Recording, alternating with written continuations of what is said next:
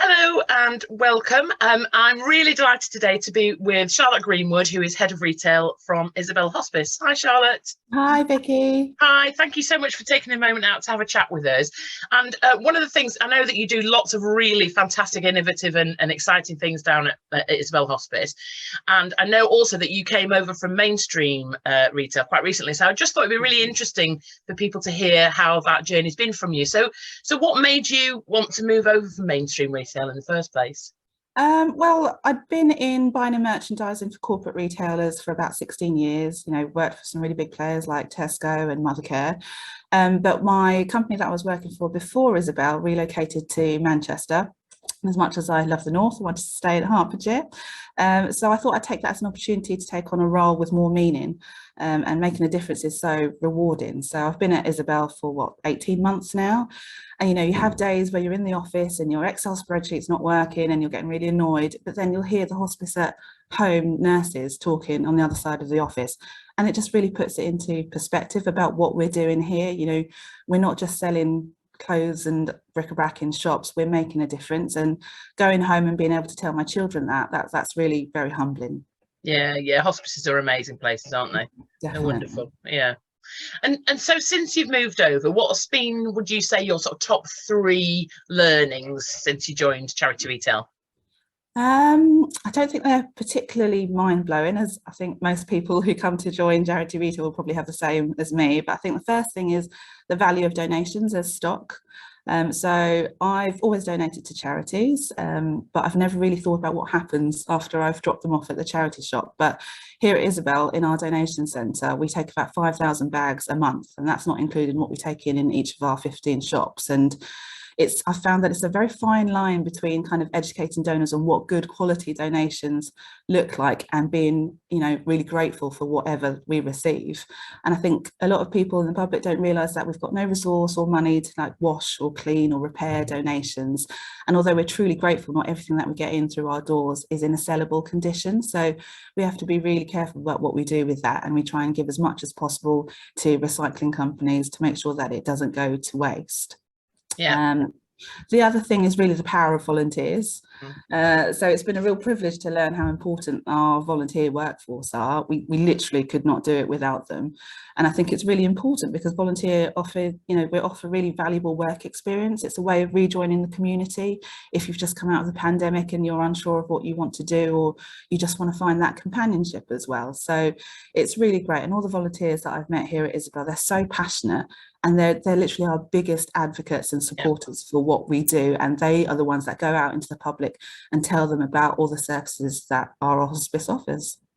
Yeah, absolutely. Yeah. I mean, volunteers are, incredible, aren't they? And I think, like you say, so many people, particularly in hospices, I think have had some experience of the services. And so exactly right, they're huge ambassadors. Yeah, definitely. And, our charity shops, I'd never realised what a lifeline they are to the community.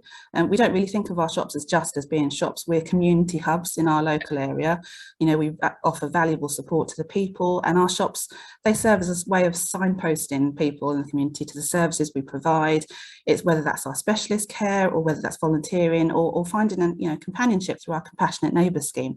There's so much more that goes on in our shops than just selling goods. Yeah, absolutely. They're kind of the beating heart of the charity on the high street, aren't they?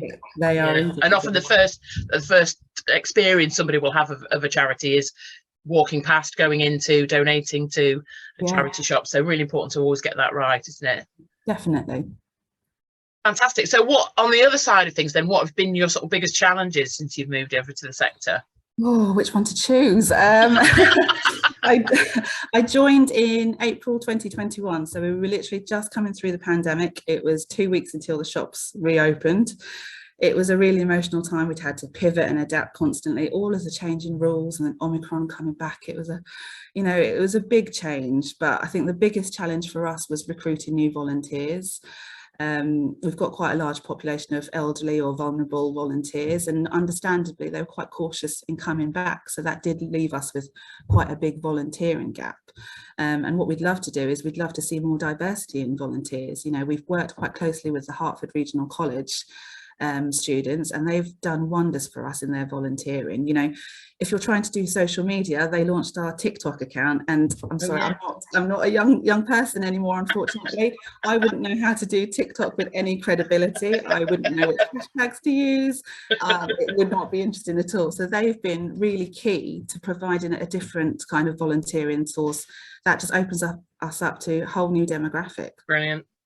Yeah, totally. And I think it's really interesting with charity retail at the minute, because sustainability is so huge, and particularly huge for younger people. That's bringing a whole new audience to our sector and into coming into charity shops. I remember a time when a young person wouldn't be seen dead in a charity shop, basically. You know, it was like an embarrassment to go in a charity shop, and now it's really changing. So I hope, and I think you're right, it will, you know, engaging with younger people and getting them to volunteer and stuff will really help.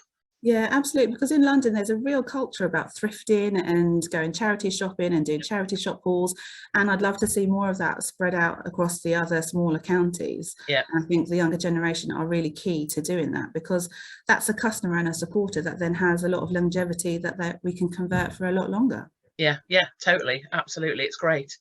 Brilliant, I love that. And what would you advise? So if somebody else was thinking about moving over to charity retail and they were currently in mainstream retail, what would your kind of advice be to those people? I think I would definitely say do it. But I would go in with very clear expectations. You know, you have to be really commercially minded, and you need to look to mainstream retail for inspiration, but you then need to tailor that to your own strategic initiatives, because you won't necessarily have the same headcount, the same budget, or the buy-in power that you might be used to. And stock is a completely different ball game. You know, when I was doing buying and merchandising, I would choose what stock to buy, how much of it, where to send it. You know, you can visually merchandise it beautifully because you've picked a range purely to sit in your shops or online. But here we have to make do of what we get. And so, you know, our shops and our e-commerce platforms do a really great job of making the most of that and utilising that properly. But I think I would just say be brave, take the leap, and, you know, use your skill set to do something that's going to be more than just growing your bottom line P&L. It's about giving back to the community and taking part of their circular economy.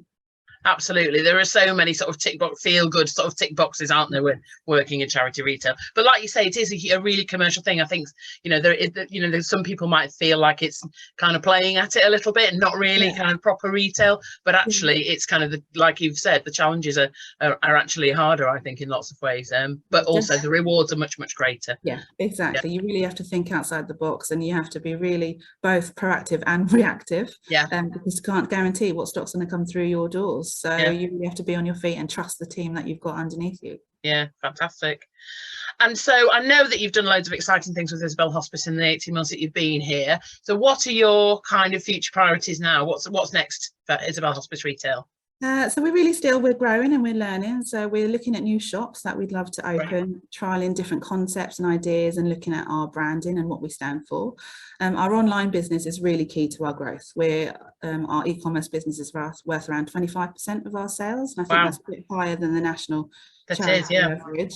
So that's really important. So we're still looking at all of our corporate partnerships and making sure we can get those good quality donations to protect that mix and grow it.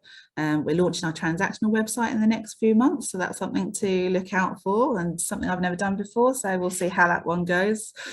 And we're also really excited to embark on our journey for better equality, diversity and inclusion. So we've started working with an external partner.